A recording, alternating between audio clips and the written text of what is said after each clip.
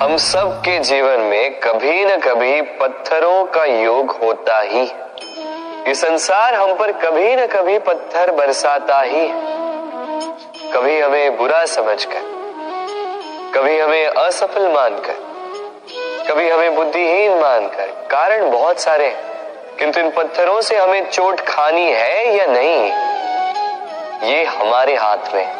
या तो आप इन पत्थरों से चोट खाकर आंसुओं में डूबे रह सकते हैं, या यदि आप चाहें तो इन पत्थरों से सेतु बनाकर समस्या का सागर पार कर सकते हैं। निर्णय आपका है। ये पत्थर प्रतीक है हमारी निंदा का, हमारी आलोचना का। जो इस आलोचना को नकारात्मक ले गया वो केवल कष्ट ही पाएगा, और जिसने इस आलोचना को विकास का आधार बना लिया वो सफलता के शिखर चढ़ेगा। इसलिए स्मरण रखिएगा, आलोचना आपका शत्रु नहीं, आपका सबसे बड़ा मित्र है।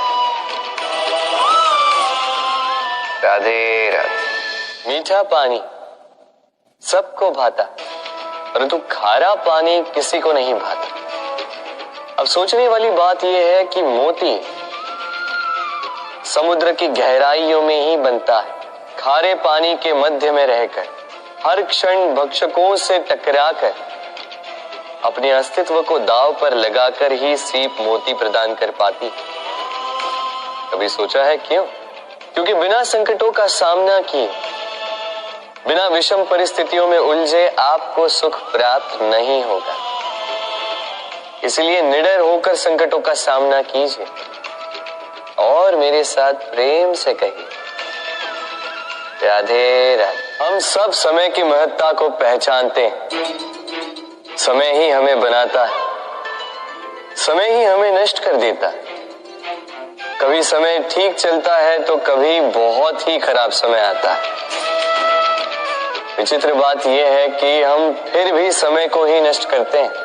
स्मरण रखिएगा, समय केवल जाता है, कभी आता नहीं।